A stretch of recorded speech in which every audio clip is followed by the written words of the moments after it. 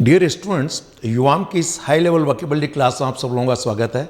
और जैसा कि हम लोग इस क्लास में SSC, CDS, NDA, bank PO, CLAT, CAT जैसे एग्जामिनेशंस के लिए जो एडवांस्ड लेवल वर्ड्स हैं उनको हम लोग सीखते हैं। आज के क्लास में हम ऐसे शब्द ले रहे हैं जो हम किसी कूड़ा करकट, जिसे मलबा कहते हैं, जो गंदगी का ढेर होता है, इनके लिए हम लोग अंग्रेजी में किन किन वर्ड्स का यूज कर सकते हैं। कौन से इसमें बेसिक लेवल वर्ड्स हैं, कौन से एडवांस्ड लेवल वर्ड्स हैं, और एक ही शब्द को कितने तरीके से यूज़ किया जा सकता है वो हम लोग देखते हैं। तो आज जो हमारा शब्द है, जो वेस्ट मटेरियल्स हम लोग फेंक देते हैं, जो लोग कूड़ा करकट रूप मानते हैं, इसे हम लोग बोलते हैं डेब्री। पहले इसके प्रोनाउंसिएशन पे ध्यान दीजिए। अधिकांश विद्यार्थी इसको बोल देते हैं debris, because they pronounce the word as per the spelling. लेकिन स्पेलिंग हमेशा उसके लिए सही गाइड करे ऐसा नहीं है। इसका प्रोनाउंसिएशन है डेब्री। नाउन के रूप में हम लोग यूज कर सकते हैं waste, garbage, filth, litter, rubbish, trash and refuse. अब यहां पर REFUSC ये नाउन भी है और वर्ब भी है। वर्ब के रूप में और नाउन के रूप में इवन इनके प्रोनाउंसिएशन में भी बहुत बड़ा अंतर है। तो जब शब्द आएगा तब मैं आपको इसको डिटेल में बताऊंगा। क्लियर? सो हम लोग वन बाय वन सभी शब्दों को देखते हैं। पहला हमारा जो शब्द था वह शब्द था डेब्री। तो इसको एक तो डेब्रिस नहीं बोलेंगे आप लोग। क्लियर? डेब्री, ये मान लीजिए एस यहां पर साइलेंट है। It means broken or torn pieces of something that has been destroyed or that are spread around। यानी किसी भी चीज के जो छोटे छोटे टुकड़े जो ब्रोकन हैं या फाड़ कर कागज को जैसे फेंक दिया जाता है, जिसको नष्ट करके फेंक देते हैं, और कई बार वो जब चारों तरफ फैले हुए होते हैं तो इसको डेब्री कह देते हैं। जैसे मान लीजिए इवन किसी तूफान में कोई मकान ढह गया, तो मकान के ढहने के बाद उसका जो कूड़ा करकट है, जो मलबा है, वो चारों तरफ फैल जाता है। इसलिए हिंदी में कहते हैं मलबा, कचरा, चारों तरफ फैले हुए मलबे के टुकड़े, इन सबको हम लोग बोलते हैं डेब्री। आइए सेंटेंस में, चूंकि आप शब्द को लंबे समय तक याद रख सकते हैं, तो पहला सेंटेंस है after the storm damaged houses, की मकानों को स्टॉर्म ने, तूफान ने नष्ट कर दिया, डैमेज कर दिया। उसके बाद क्या हुआ? रेस्क्यूअर्स, एक वर्ब है रेस्क्यू। रेस्क्यू का मतलब होता है बचाव करना। रेस्क्यूअर जो बचाव करने वाले जो लोग हैं, तो rescuers started digging through the debris in search of survivors, कि जो लोग मलबे के नीचे दब गए, जिन्हें हम कहेंगे उनमें दबे हुए लोगों में जो बचे हुए लोग हैं, जो सर्वाइवर्स हैं, उनको ढूंढने के लिए उन रेस्क्यूअर्स ने मलबे को खोदना शुरू किया। Next sentence, the earthquake destroyed many buildings and littered whole city with debris, कि जो अर्थक्वेक है उसने बहुत से मकानों को डिस्ट्रॉय कर दिया, और चारों तरफ जो कूड़ा करकट है वो एक तरह से चारों तरफ फैल गया, लिटर्ड कर दिया, चारों तरफ फैला दिया। और लास्ट सेंटेंस है इसका, a number of people were killed by flying debris after bomb exploded, कि जब बम फट गया तो बम के फटने के बाद जो कहना चाहिए कि जो उसके उड़ते हुए जो टुकड़े थे छोटे छोटे, उससे बहुत से लोग, बड़ी संख्या में लोग घायल हो गए। तो बम के टूटने के बाद जो छोटे छोटे टुकड़े थे, उनसे जो घायल हो गए, वो भी अपन डेब्री के रूज में करते हैं। नाउन के रूप में आप वेस्ट अकेला शब्द भी यूज कर सकते हैं। इट मीन्स यूजलेस मटेरियल, बेकार का सामान या रद्दी। तो डेब्री एक ब्रॉडर सेंस में यूज करते हैं। कोई मकान ढह गया तो वो मलबा हो गया, लोगों ने शहर का, सिटी का पूरा कचरा ले जाके डाल दिया, तो वो भी डेब्री हो जाता है। खासतौर से मकानों का जो मलबा है उसे डेब्री कहते हैं। नेक्स्ट एक शब्द है फिल्थ। इसके दो इंपॉर्टेंट मीनिंग हैं, और इस फिल्थ से एडजेक्टिव भी बन जाता है, जिसे कि हम लोग बोलते हैं फिल्थी। ये एडजेक्टिव भी बन गया फिल्थ। फिल्थ के रूप में पहला इसका मीनिंग है डिस्गस्टिंग अमाउंट ऑफ डर्ट, यानी गंदगी का बहुत ही, कहते हैं ना कि डिस्गस्टिंग करने वाला जो कचरा होता है, जिसे देखते नफरत सी मन में आ जाए, उसको बोलते हैं हम लोग। तो इसे मेला, कूड़ा, कचरा, गंदगी, यानी डेब्रिक का मतलब तो हो सकता है उसमें से कुछ बुरी बदबू नहीं आ रही, मकान ढह गया और उसका कचरा फैल गया तो डेब्री हो गया। पर अगर अब हम लोग ऐसी गंदगी के लिए जो बुरी तरीके से बदबू भी मारता है, कूड़ा करकट पूर्ण तरीके से, उसके लिए हम लोग फिल्थ का यूज करते हैं। इसके अलावा आपने कई बार कुछ फिल्म्स देखी होंगी, बहुत से आपने टीवी सीरियल्स देखे होंगे, उसमें बहुत गंदे तरीके से कुछ चीज़ें दिखाई जाती हैं जिन्हें हम लोग अश्लीलता कहते हैं हिंदी में। क्या बोलते हैं? अश्लीलता। तो उसके लिए भी फिल्थ कह सकते हैं। जैसे कह सकते हैं nowadays most of the films and TV serials are full of filth, यानी पूरी तरह से गंदगी, अश्लीलता से भरे हुए हैं।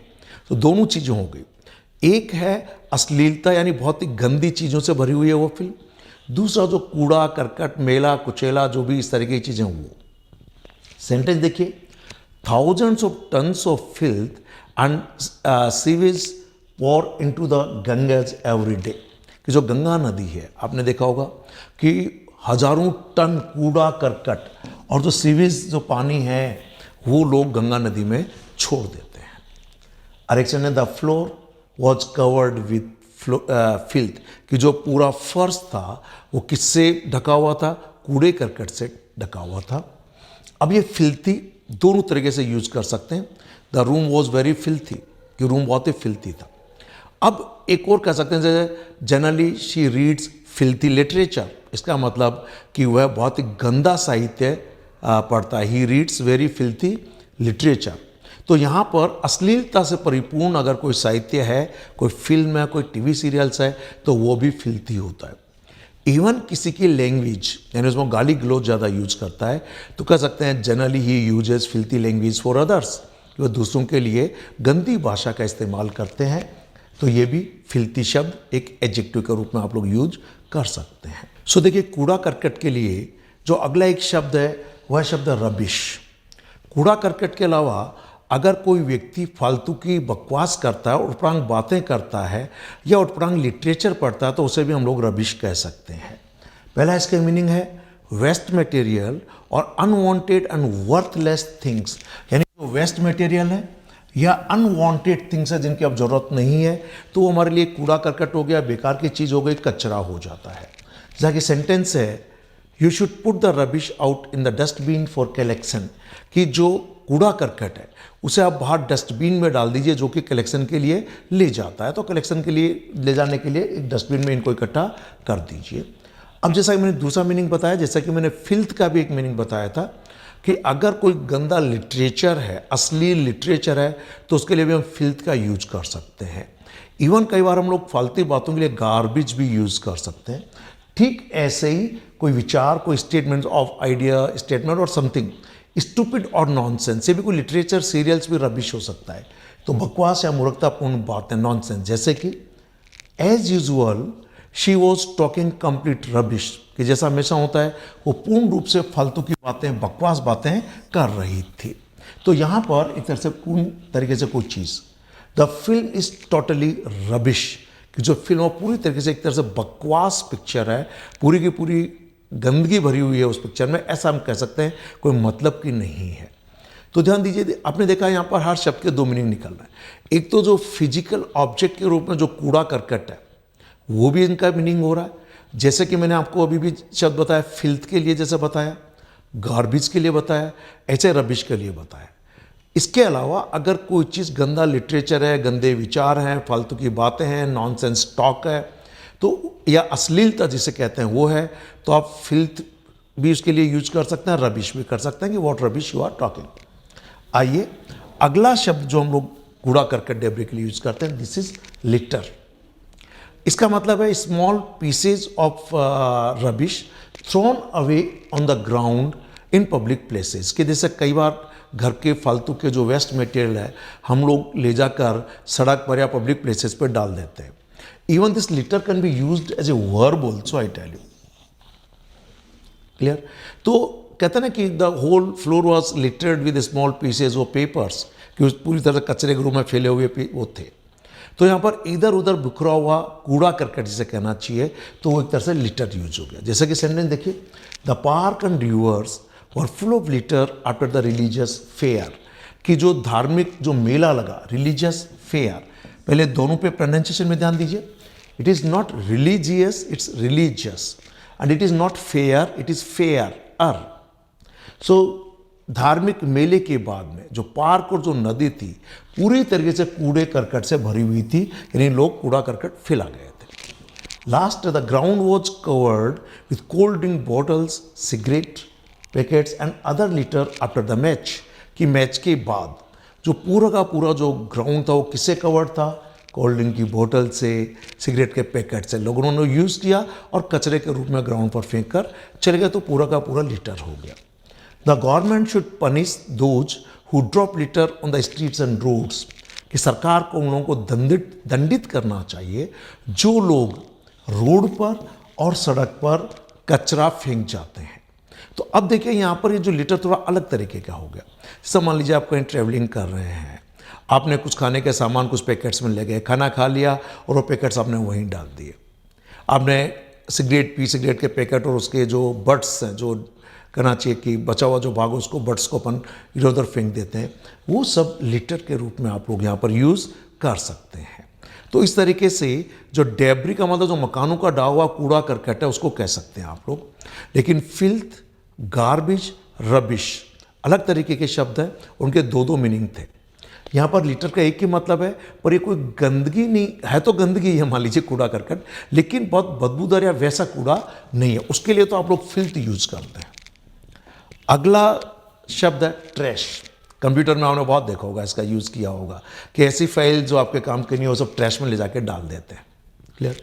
मीनिंग है waste materials that we throw away, यानी फालतू का वेस्ट मटेरियल जो हम लोग जनरली फेंक देते हैं। जैसे कि एग्जाम्पल है put dirty papers in the trash. अब देखिए यहाँ पर आपने देखा होगा कंप्यूटर में बहुत यूज होता है, जो बकेट जैसा बना होता है कि फालतू की चीज़ को आप उसको डिलीट कर देते हैं। दूसरा है something that is very low in quality, कोई ऐसी चीज़ जो गुणात्मक रूप से बहुत कम उसकी है, यानी उसमें क्वालिटी नहीं है। जैसे I can't believe you are reading that trash, मुझे तो विश्वास ही नहीं होता तुम वो ट्रैश यानी बिल्कुल घटिया क्वालिटी की चीज़ें पढ़ रहे हो, तो उसको भी ट्रैश कह सकते हैं। जैसे कि मैंने कहा फिल्थ, रबिश और गार्बेज, ये आप लोग गंदी फिल्म, पिक्चर्स, बुक्स, फालतू की बातें, अश्लील बातें उनके लिए यूज करते हैं।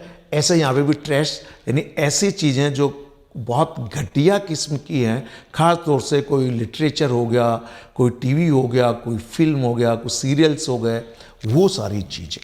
क्लियर? तो इस तरीके से ये आपने देखा।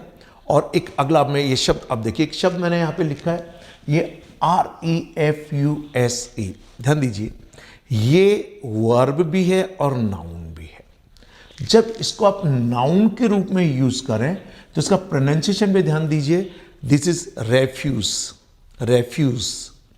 लेकिन जब आप इसको वर्ब के रूप में यूज करें तो ध्यान दीजिए, इट्स प्रोनाउंसिएशन इज रिफ्यूज, मना कर देना।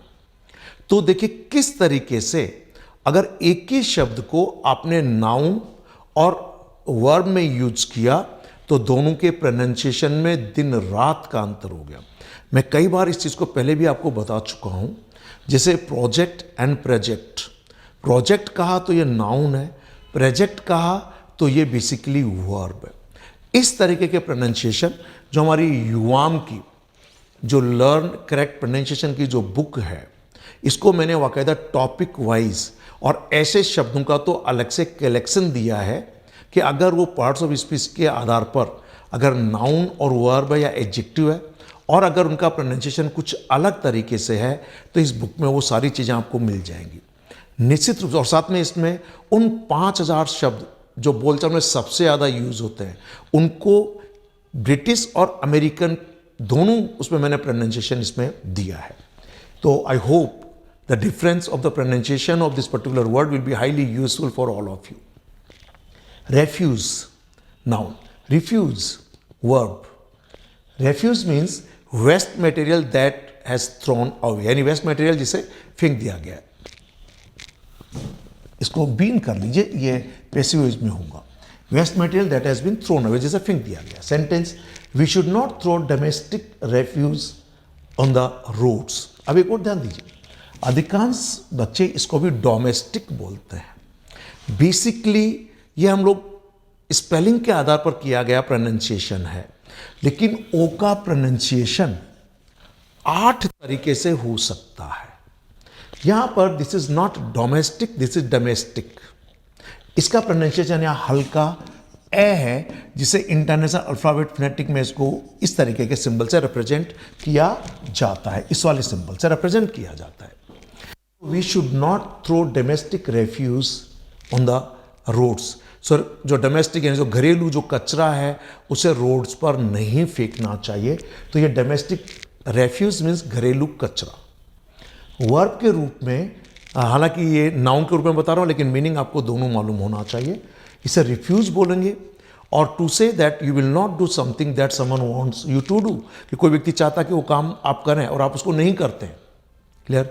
तो वो रिफ्यूज कहलाता। जैसे कि I absolutely refused to take part in anything illegal, कि कोई भी जो अनैतिक कार्य, जो इलीगल कार्य उसमें भाग लेने से मैंने पूरी तरीके से मना कर दिया। अगला मीनिंग है टू टर्न डाउन। किसी ने कोई आपको रिक्वेस्ट किया, आपको इन्वाइट किया अपने बर्थडे पे, लेकिन आपने उसको रिफ्यूज कर दिया, टर्न डाउन कर दिया। जैसे आई पोलाइटली रिफ्यूज्ड हिज इन्विटेशन, मैंने बहुत पोलाइटली, नम्रता से उसके आमंत्रण को अस्वीकार कर दिया। और लास्ट है to not allow somebody to have something, कोई व्यक्ति कुछ करना चाह रहा है, लेना चाहता है, उसके लिए मना किया। जैसे he was refused A work permit, वो वर्क परमिट चाहता होगा पर उसको वर्क परमिट से रिफ्यूज कर दिया गया। सो डेब्री के लिए यानी कूड़ा करकट कचरा मलबा के लिए जो अगला इंपॉर्टेंट शब्द है वह शब्द है गार्बेज। प्रोनाउंसिएशन पे ध्यान दें, ये गार्बेज है। मैंने पहले भी आपको बताया है कि जिन शब्दों के लास्ट में AGE आता है उसके अलग अलग प्रोनाउंसिएशन हो सकते हैं। सो इस गार्बेज का मतलब है waste material such as paper and food thrown away, यानी जो कागज़ जो रद्दी हो जाते हैं, जो बचा हुआ जो कुछ भोजन वगैरह होता है, जो कूड़ा करकट के रूप में हम लोग उसको फेंक देते हैं, तो उसको हम लोग बोलते हैं गार्बेज। इसके अलावा इसका एक दूसरा मीनिंग है, अगर कोई व्यक्ति अश्लील बातें करता है, गंदी फालतू और बेकार बातें करता है, तो भी हम कह सकते हैं nonsense and worthless ideas, stupid words. जैसे कि सेंटेंस देखिए, she was talking a lot she was talking a lot of garbage about education system of the country, कि देश का जो एजुकेशन सिस्टम है उसके बारे में वो बहुत ही फालतू की बातें, नॉनसेंस बातें या खराब बातें कर रही थी। तो ध्यान दीजिए कि कूड़ा करकट कचरा मलबा, इसके लिए अलग अलग वर्ड्स का हम लोग यूज करते हैं। इनमें सबसे पहले मैंने आपको एक शब्द बताया था डेब्री। मैं आपको इनको सभी शब्दों को एक बार के लिए रिपीट करके बताना चाहूँगा। ध्यान दीजिए कि ये शब्द है डेब्री, का मतलब कूड़ा करकट मलबा, जो फालतू की चीज़ें, जो वेस्ट मटेरियल्स होते हैं जिन्हें हम अक्सर घरों से बाहर फेंक देते हैं। किन शब्दों का यूज किया गया एडवांस लेवल पर? Garbage, filth.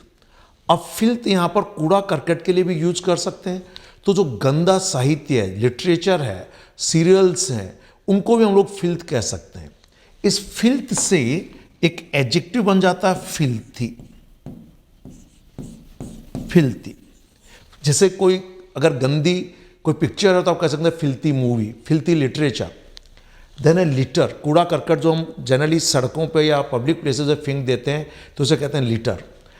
रबिश, रबिश का भी कूड़ा करकट के साथ साथ अगर कोई बातचीत अगर खराब या अश्लील करता है तो भी कह सकते हैं what rubbish you are talking. Then आपका है ट्रैश। कंप्यूटर पे आपने शब्द का बहुत सुना होगा कि कूड़ा करकट जिसे कहते हैं। यहाँ पर एक शब्द जरूर मैं बताना चाहूँगा कि यहाँ पर इसको हम लोग एक तो बोलते हैं नाउन के रूप में रेफ्यूज। रेफ्यूज, तो रेफ्यूज का मतलब कूड़ा करकट, जो झूठन जो बच जाती है खाने में, उसको भी हम लोग इसी में रेफ्यूज में कह देते हैं। लेकिन वर्ब के रूप में इसका प्रोनाउंसिएशन होता है रिफ्यूज और इसका मतलब होता है मना करना। तो इस तरीके से ये डेब्री शब्द जो कि कूड़ा करकट मलबा गंदी के लिए यूज होता है उनके सेंस में हुआ। साथ में यहाँ पर जो 3 शब्द हैं उनको हमने कहा था उससे फिल्थ, रबिश एंड गार्बेज। ये कोई गंदी अश्लील जो बातें या लिटरेचर है उसके लिए भी यूज किया जा सकता है। इनमें से अधिकांश शब्द प्रतियोगी परीक्षाओं के लिए इंपॉर्टेंट है। इसके अलावा रेगुलरली अगर आप कुछ ना कुछ पढ़ें तो इन वर्ड्स को कहीं ना कहीं आपको सेंटेंस में ज़रूर आप देखेंगे, और पहले से अगर आप इनका मीनिंग जानते हैं तो निश्चित रूप से आप तुरंत उसका मीनिंग समझ जाएंगे। Clear? Okay, thank you very much, have a nice day.